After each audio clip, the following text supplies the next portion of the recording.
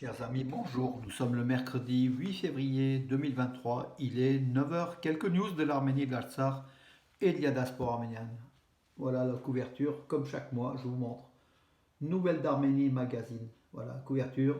Corridor de la Chine avec des soldats russes de paix en Artsakh. Voilà donc un dossier, un grand dossier bien sûr sur les éléments donc, de la Chine et l'Artsakh. Beaucoup de reportages. Donc, comme vous le savez, aussi donc les Arméniens d'Égypte, donc de toutes les communautés. Euh, voilà donc toutes les. Voilà donc Nouvelles d'Arménie Magazine, c'est un journal complet, un mensuel complet qu'on a plaisir à chaque mois donc de le lire. Et c'est le plus fort tirage de la communauté arménienne de France et d'Europe occidentale. Regardez Michel Vallat, le maire de Privas, qui a aussi condamné le blocus et qui a demandé l'ouverture du corridor de la Chine. Michel Vallat, qui est un ami des Arméniens. Hein, vraiment, c'est quelqu'un qui a été en Arménie avec nous en octobre, avec la délégation valentinoise amenée par Nicolas d'Aragon, le maire de Valence.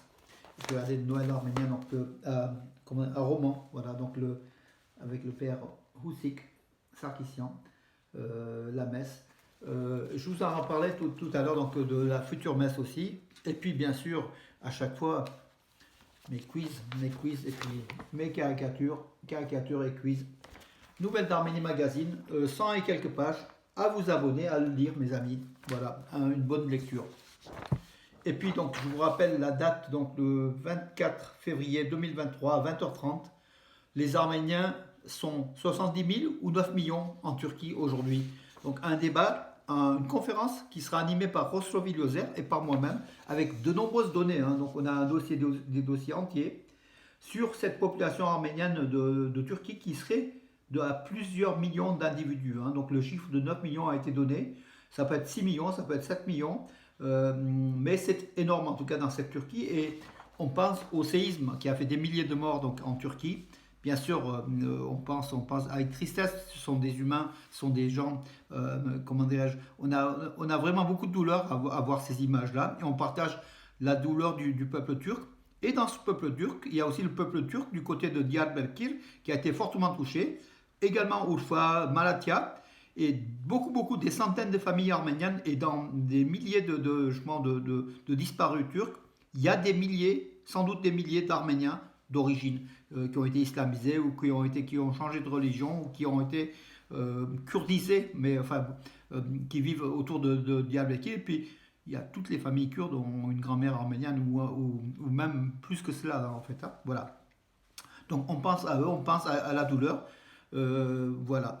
Et puis sur Romans, justement, Romans ici à côté de Valence, à 20 km de Valence, Romans, les Arméniens de Romans, donc avec l'église Saint-Nicolas, le très révérend père Krikol Khachaturian, qui est le primat du diocèse de l'église apostolique arménienne de France, sera ce dimanche donc à Valence, pardon, à Romans, l'église Saint-Nicolas, à partir de 10h30 pour une messe. Donc c'est exceptionnel, c'est la première fois que le père Krikol Khachaturian viendra donc à Romans, donc l'église Saint-Nicolas. Donc je vous donne rendez-vous puisque j'y serai. Je tiens à voir aussi Krikol Khachaturian que j'ai connu sur Marseille et c'est vraiment enfin, quelqu'un qui, comment dirais-je, qui est très intéressant au sein de l'église arménienne en tout cas. On salue aussi l'amicale des Arméniens de Romans et puis comment dirais-je, le groupe qui s'occupe aussi de l'église, hein, la paroisse donc, arménienne de Romans avec le père aussi, le père Roussik qui est Sarkissian, qui est aussi le Roussik Sarkissian, qui est aussi qui vient tous les mois faire la messe. En tout cas, on y sera ce dimanche à 10h30 à Romans. Donc messe spéciale avec justement le primat de l'église apostolique arménienne de France, Krikol Khachaturian, qui sera présent. Voilà mes amis comme annonce. Voilà, on peut pas faire mieux mes amis. Voilà. Donc je réponds à Bernard Chakidji, le président du conseil paroissial. On y sera à Romans. Voilà. Donc les nouvelles, ouais, les nouvelles là, je vois. Donc juste à l'instant, hier j'ai posté la nouvelle. Donc je parlais des Arméniens du Kurdistan en turc et notamment de Diyarbakir. Zilan Tigris, la chanteuse arménienne, arménienne de père et de mère, hein, de Diyarbakir, Dikranakert l'Arménienne, capitale d'Arménie sous Tigran le Grand, hein, donc historique. Ce sont des territoires de l'Arménie, mais aujourd'hui, ce sont des Kurdes qui habitent, et c'est la Turquie qui occupe. Compliqué, hein, mais c'est comme ça. Elle a disparu sous des décombres, elle ne donne pas de signe de vie avec son mari, donc suite au séisme d'avant-hier en Turquie, à Diyarbakir. Donc la chanteuse arménienne, d'origine arménienne, donc Zilan Tigris, a disparu. Elle avait été en 2015 en Arménie, hein, à l'invitation du ministère arménien de la diaspora. Pardon. Elle était proche de ses origines, et puis aussi de ce Kurdistan, en fait, hein, que les Arméniens aussi affectionnent, hein, ceux qui sont sur place. Voilà, quelques nouvelles donc je vais vous donner. Donc oui, l'Artsar, bien sûr, 57-58 jours donc de blocus. Ça commence à faire beaucoup. Hier, 6 malades ont été transférés à Yerevan, donc depuis Stepanakert, par la Croix-Rouge internationale. L'Arménie a envoyé des secouristes, 57 secouristes, en Turquie et en Syrie. Donc en Turquie et en Syrie. Pachinian a eu, donc le Premier ministre arménien avait eu le président syrien. Il avait surtout parlé de la nécessité de biens alimentaires en fait, hein, pour les sinistrés. Pachinian a tenu compte, donc sans doute l'Arménie va envoyer des avions d'aliments en fait, hein, pour les Arméniens et pour les Syriens de Syrie, tout simplement. Et puis aussi l'aide humanitaire haute, peut-être des médecins ou des secouristes. En tout cas, l'avion a atterri, donc l'autre avion donc, a atterri en Turquie. L'avion envoyé hier soir par l'Arménie. Garo Paydan l'a affirmé, donc l'équipage de sauvetage de l'aide envoyée par l'Arménie a déjà atterri en Turquie. Voilà ce qu'a dit Garo Paydan. Je pense que l'avion a dû atterrir sur Diyarbakir. Ça sera plutôt donc dans ce Kurdistan, le Kurdistan turc. Donc Pachinian avait appelé hier aussi, c'est assez historique, hein, c'est assez rare, avait appelé aussi avait appelé le président Recep Tayyip Erdogan, le président turc, pour présenter ses condoléances et puis la peine du peuple arménien envers justement ces Turcs malgré tout, voilà, qui souffrent, hein, donc lors du séisme, voilà. Et Erdogan a répondu, a affirmé à Pachinian qu'il était très touché de cette affection, de ce soutien de l'Arménie. Donc le gouvernement turc apprécie hautement le soutien de l'Arménie, soulignant cette étape également du point de vue de l'approfondissement du dialogue entre les deux pays. Voilà, bon écoutez, ça ne tient, comment dirais-je, la parole n'engage que ceux qui y croient ou qui écoutent. En tout cas, Erdogan, oui, c'est ce qu'il a affirmé. Bon, j'espère qu'il fera aussi des actes de paix envers l'Arménie et pas des actes de haine avec l'Azerbaïdjan, prêt à attaquer donc l'Arménie. Donc peut-être ça le calmera un petit peu. En tout cas, la solidarité de l'Arménie a été appréciée d'après Erdogan. Voilà. Et peut-être l'Arménie a bien fait de le faire. Il y a encore plusieurs dizaines de blessés au sein de la communauté arménienne de Syrie, donc sous les gravats. Voilà. Et d'heure en heure, l'espoir diminue en fait, hein. Donc le bilan va être terrible, hein. Là, ce matin, il dépassait les 8 000. On dépassera les 20 000, peut-être même les 40 000, certains affirment. Mais on ne fait pas de sensationnel ou dans le chiffre, mais en tout cas, c'est autant de vies, autant de familles qui pleurent aujourd'hui. Donc voilà. Et on ne peut qu'être peiné donc, de cette situation, de ces séismes qui peuvent se produire partout dans le monde. Bien sûr, en Turquie, davantage, jusqu'à 2 grandes failles très très importantes. En Arménie aussi, mais celle de Turquie, c'est encore plus fort. Et on craint un big one, la plus grande catastrophe à Istanbul dans les années qui viennent. Ce sont comment dirais-je, les spécialistes, hein, les sismologues, voilà, je cherchais le terme, qui l'affirment, le Big One à Istanbul, qui est peuplé à peu près de 20 millions d'habitants. Les 2 tiers des bâtiments pourraient être détruits tout simplement parce qu'ils ne sont pas aux normes antisismiques. D'ailleurs, même dans les bâtiments qui ont été, donc à peu près les 5000 bâtiments qui ont été détruits en Turquie, un certain nombre étaient antisismiques, mais ça n'a pas tenu, hein. Quand la Terre tremble à 7,8, ça peut arriver jusqu'à 9,1 au Japon, on l'a vu. Très difficile que les bâtiments puissent rester debout encore. Voilà.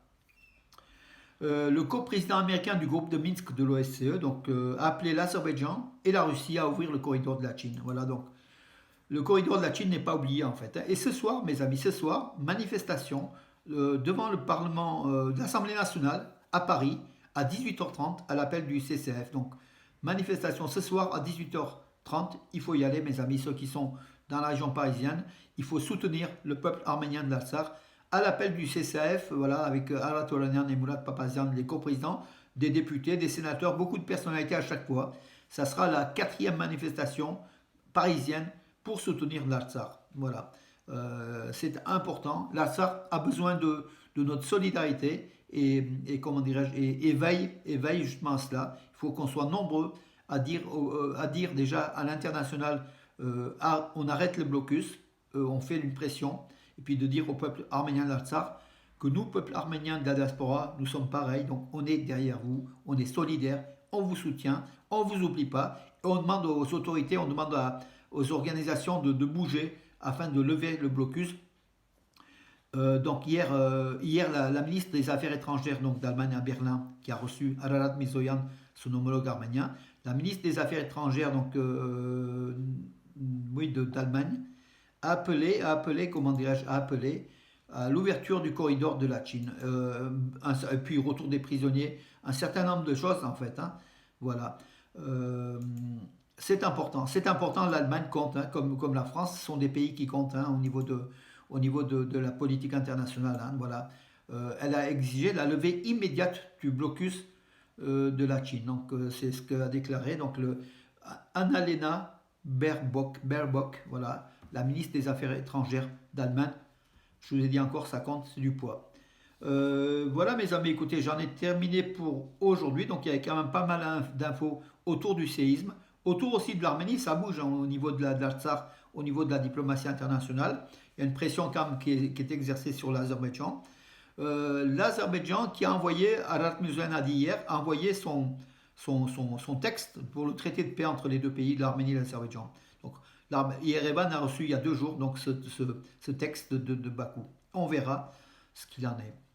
Voilà mes amis, puis un petit clin d'œil à mes amis du C24, dont je suis coprésident avec Nazo Alain Gimachian et Georges Rasclan, Rosso Vidéozer trésorier, Georges Eretsian, membre du bureau. Donc en fait, on a fait une réunion, une assemblée générale, et Thomas Stepanian de la Croix-Bleue.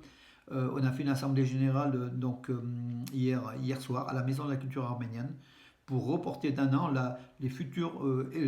l'élection du nouveau bureau. Donc dans 1 an, on a reporté d'1 an, tout simplement parce que le CCAF essaye de corriger, de présenter des nouveaux statuts, une autre forme d'organisation. Donc c'est des questionnements, c'est des enquêtes qui ont été réalisées, des avis qui ont été donnés. Donc il y a des propositions, voilà, et puis on verra. Donc on va avancer là-dessus pour essayer de moderniser, de dynamiser le CCF afin qu'il soit encore plus représentatif. Il est déjà représentatif, mais encore plus représentatif de la communauté arménienne de France, des organisations arméniennes de France. En tout cas, l'Élysée et puis les autorités françaises retiennent comme tel le CCF comme l'équivalent du CRIF, en fait, hein, comme un partenaire de la communauté arménienne de France. On va consolider, on va solidifier afin que la communauté arménienne puisse trouver sa place et puis ses intervenants, en fait. Hein, voilà, quand la presse étrangère ou la presse française veut interroger, il faut qu'elle trouve des partenaires. Sinon, tout le monde se réclamera de l'Arménie, d'être le roi de l'Arménie ou le président de l'Arménie. Et finalement, au bout d'un moment, les journalistes, ils rigoleront. Voilà. Donc, cet appel, cette voix unitaire, peut-être le CCF, donc, qui désire encore plus renforcer cette position. Voilà, mes amis. Et bien, sur ce, je vous donne rendez-vous à demain. Bonne journée.